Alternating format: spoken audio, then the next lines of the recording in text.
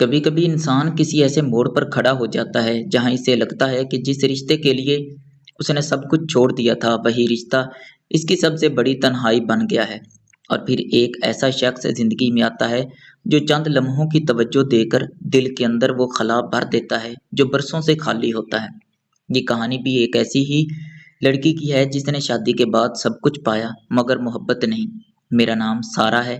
میں ایک درمیانے گھرانے سے تعلق رکھتی تھی، نہ زیادہ امیر نہ زیادہ غریب۔ گھر میں سادگی تھی مگر عزت اور اصولوں کی کمی نہیں تھی۔ میں پڑھائی میں بھی اچھی تھی، کالج کی زندگی میرے لیے سب کچھ تھی۔ میں خواب دیکھتی تھی کہ میں ایک ایسی زندگی گزاروں گی جہاں میرا شوہر میرا دوست ہوگا، میرا ساتھی ہوگا اور میری بات کو سمجھنے والا ہوگا۔ لیکن زندگی ہمیشہ ویسی نہیں ہوتی جیسا ہم سوچتے ہیں۔ میرے والدین نے میری شادی ایک ایسے شخص سے کر دی جو عمر میں مجھ سے کافی بڑا تھا۔ وہ ایک سلجھی ہوئی شخصیت کے مالک تھے لیکن جذباتی طور پر بہت خاموش، بہت دور اور بہت مصروف۔ شروع میں نے خود کو سمجھایا کہ وقت کے ساتھ سب ٹھیک ہو جائے گا، لیکن وقت گزرتا گیا اور وہ خاموشی بڑھتی گئی۔ شادی کے بعد میں نے محسوس کیا کہ میرے اور میرے شوہر کے درمیان ایک دیوار کھڑی ہے۔ وہ اپنی دنیا میں مصروف رہتے تھے، دفتر، دوست، فون کالز اور ذمہ داریاں، اور میں صرف ایک کمرے، ایک باورچی خانے اور ایک خاموش زندگی تک محدود ہو گئی تھی۔ میں بات کرنا چاہتی تو وہ تھک چکے ہوتے، میں کچھ شیئر کرنا چاہتی تو وہ سننے کے موڈ میں نہ ہوتے، اور آہستہ آہستہ میں نے بولنا ہی چھوڑ دیا۔ یہ وہ وقت تھا جب میں اندر ہی ٹوٹنے لگی تھی مگر کسی کو نظر نہیں آ رہا تھا۔ میں ایک چھوٹے سے ادارے میں ٹیچنگ کورس کر رہی تھی۔ وہاں ایک استاد تھے جنہیں سب سر جی کہتے تھے۔ وہ عمر میں بہت زیادہ بڑے نہیں تھے لیکن ان کی شخصیت میں ایک عجیب سا سکون تھا۔ وہ بات کرتے تو لگتا جیسے سامنے والے کو کبھی سمجھ رہے ہوں۔ انہوں نے مجھے کبھی خاص نظر سے نہیں دیکھا، نہ ہی کوئی غلط بات کی، لیکن وہ میری بات سنتے تھے، واقعی سنتے تھے۔ جب میں خاموش ہوتی وہ پوچھ لیتے، آپ ٹھیک ہے نا؟ یہ ایک چھوٹا سا سوال تھا مگر میرے لیے بہت بڑا تھا، کیونکہ میرے گھر میں یہ سوال برسوں سے کسی نے نہیں کیا تھا۔ وقت کے ساتھ ساتھ میں نے محسوس کیا کہ میں کلاس جاننے کے لیے زیادہ بے چین رہنے لگی ہوں۔ یہ سرجی کی وجہ سے نہیں تھا بلکہ اس احساس کی وجہ سے تھا کہ کوئی ہے جو مجھے نظر انداز نہیں کرتا۔ وہ میری عزت کرنے تھے، میری بات کو اہمیت دیتے تھے اور سب سے بڑھ کر مجھے انسان سمجھتے تھے۔ لیکن یہی وہ جگہ تھی جہاں ایک خطرناک غلط فہمی پیدا ہونا شروع ہوئی۔ میں نے ایک ایسے شخص میں وہ چیزیں محسوس کرنا شروع کر دیں جو شاید صرف ایک استاد اور شاگرد کے درمیان احترام اور توجہ تھی۔ میں ہر رات خود سے لڑتی تھی۔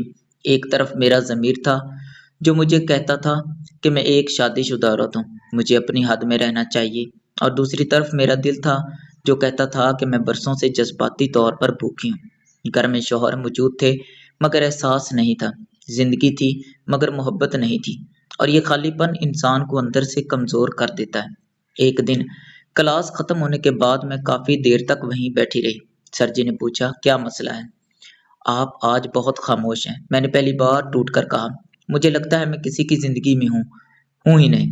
وہ خاموش رہے، پھر آہستہ سے بولے، زندگی میں ہر چیز کا حل کسی انسان کے اندر نہیں ہوتا، کبھی ہمیں خود کو بھی سمجھنا پڑتا ہے۔ اس ایک جملے نے مجھے جھنجھوڑ دیا کیونکہ مجھے پہلی بار احساس ہوا کہ میں اپنی کمی کو کسی اور انسان سے بھرنے کی کوشش کر رہی تھی۔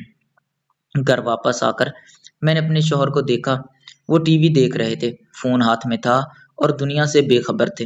میں نے سوچا، کیا واقعی مسئلہ صرف میرا ہے یا ہم دونوں کہیں نہ کہیں ایک دوسرے کو کھو چکے ہیں؟ میں نے ان سے بات کرنے کی کوشش کی لیکن وہی پرانی صورتحال، میں تھک گیا ہوں، بعد میں بات کرتے ہیں۔ یہ بعد میں کبھی نہیں آنا تھا۔ میں نے فیصلہ کیا کہ میں سر جی سے فاصلہ رکھوں گی۔ میں نے کلاس جانا کم کر دیا، اپنے آپ کو مصروف رکھنے کی کوشش کی، لیکن دل کے اندر ایک طوفان چل رہا تھا۔ مجھے سمجھ آ گیا تھا کہ اصل مسئلہ سر جی نہیں تھے، اصل مسئلہ میری تنہائی تھی، اور میں نے غلط جگہ پر سکون تلاش کیا تھا۔ کچھ رشتے محبت کی کمی سے نہیں ٹوٹتے بلکہ بات چیت کی کمی سے مر جاتے ہیں۔ میرے اور میرے شوہر کے درمیان بھی یہی ہوا تھا۔ ہم ایک ہی چھت کے نیچے تھے مگر دو الگ دنیاؤں میں، اور جب انسان کو اپنے گھر میں احساس نہ ملے تو وہ باہر کہیں نہ کہیں اسے ڈھونڈنے لگتا ہے۔ میں نے اپنے آپ کو سنبھالا، میں نے فیصلہ کیا کہ میں کسی غلط فہمی کو اپنی زندگی کا حصہ نہیں بننے دوں گی۔ میں نے اپنے شوہر سے ایک دن کھل کر بات کی۔ پہلی بار میں نے انہیں بتایا کہ مجھے کیا محسوس ہوتا ہے، اور شاید پہلی بار انہوں نے بھی مجھے سنا۔ یہ آسان نہیں تھا، مگر ایک آغاز تھا۔